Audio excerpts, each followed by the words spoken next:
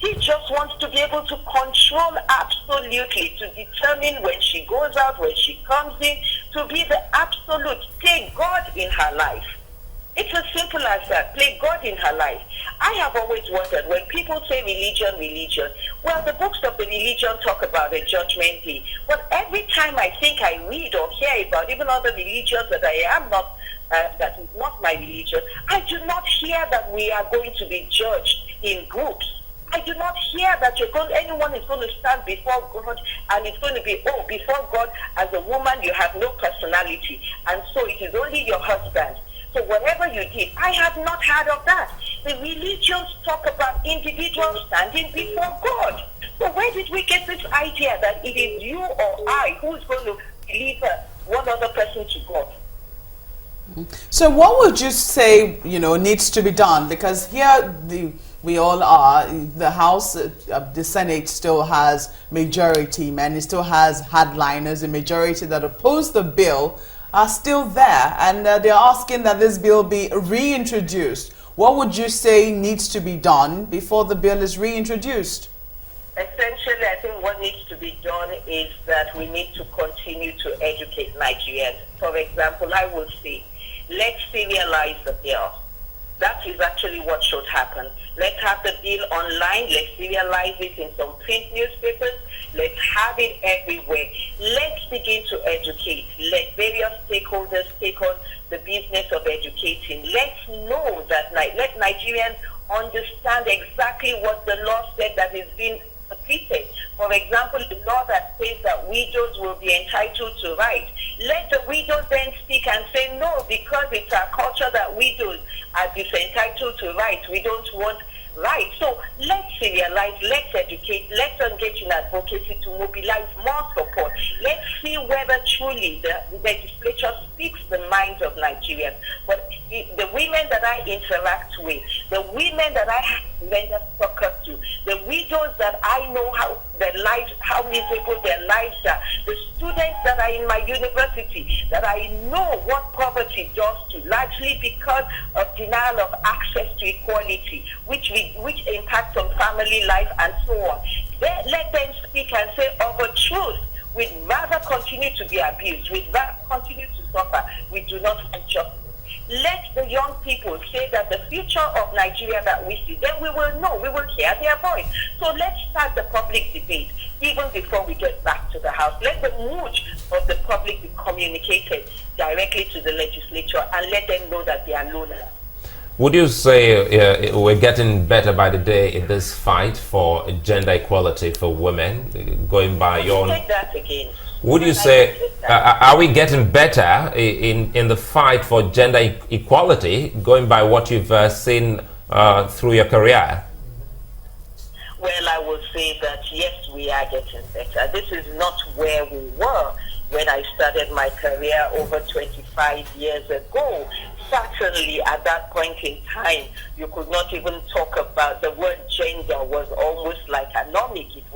We were certainly not at a point. In fact, because even for a lawyer like me, we thought that the law had rendered the world fair to everybody. We thought the constitutional guarantee of equality meant necessarily that life had translated or transformed for everybody. But now we're able to talk about it. Now we can actually go to the Nigerian parliament and discuss gender. Now it is legitimate discourse. Now it is public discourse.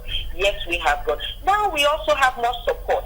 We even have male support for the bill. But let me say, contrary to what many people think, a gender equality bill is not a bill that favors only women. A gender equality bill transcends to justice for men. A gender equality bill that speaks to the access to healthcare services for men and women would also mean that if for any reason, if somehow women can get access to assisted fertility in the context of a country that places, or a culture that places a lot of pressure on, childbearing, having children, it also means that men who have infertility issues can also. It also means that men who honestly need to, in our society, we know the effect of parental deprivation. Everybody speaks to the issue of maternal deprivation, but when you have men, if human beings, if children need male and female figures in their life, then children need fathers who come home. Children need fathers whose lives are not put on undue pressure because of unemployment. And so when you talk about gender equality, you talk about justice needs, even for men, in context where our social cultural values put men under pressure, doing justice to men. No one talks about male infertility, but male infertility is a problem. Why would our healthcare service delivery not prioritize male infertility? Nobody talks about male infertility. But male infertility, again, is an output of the kind of pressures that men are experiencing in the workplace, and other pressures, risks to health, risks to hormonal issues. Why will we not want to talk about that? People would laugh and think that it matters not that men are not able to spend time at home. It matters. It is part of what is increasing the deviance issues in our country. Why do men abdicate their responsibilities? Because they're told that they're incompetent once they're not able to bring so amount home. No man is incompetent because he's presently unemployed. Those are the issues that gender equality will address. No man is less of a human being simply because he has helped. Because he's not able to bring sufficient money home. He doesn't need to run away from his home simply because he's not able to bring sufficient. And those are some of the issues that gender equality will address. Gender equality means that a man who wants to study and spend time in childhood education does not need to feel inferior. A man who knows that he has the ability, and our children in school need that gender balance. The children need to know that and understand that in real life, men teach values, women teach values. We don't want children going through primary school all throughout their years not knowing that men teach values. Well, one more thing, Prof. The Senator also said that some of the issues that were raised in this bill has already been taken care of in the Child Rights Act. Do you subscribe to that? Yes, because you see, when you have a gender equality bill, it speaks to men as adults, women as adults. It speaks to children as it speaks to girl child, it speaks to boy child. So necessarily there will be some degree of overlap. Now, Senate cannot tell me that we are not familiar in lawmaking with some degrees of overlap. The same Senate that produces laws that criminalize certain conduct for example, some corruption offenses criminalized under the EFCC Act.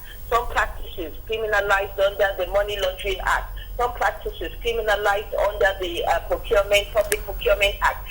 Already criminalized within the framework of the old criminal code. Nobody said that we didn't need to have those new legislations to clarify, to communicate, to send the message that this is the strong sentiment of society at this particular time. So it is not impossible. And should there be a need to harmonize, it is when we accept the bill and it is debated, then we identify the areas. That is to be done. Even that is what the legislative process is about. All right, the submission of an individual that it is already taken care of. Maybe when we get into that legislative process, we will see that one is superior to the other. We will repeal one for the other, or we will not bother to include. All right, Ayo Atsenuwa, Professor of Law, University of Lagos. Thank you for talking to us today. You're very welcome. Thank you so much. All right, so there you go. We'll be back in a moment. It's not over yet. Don't go away.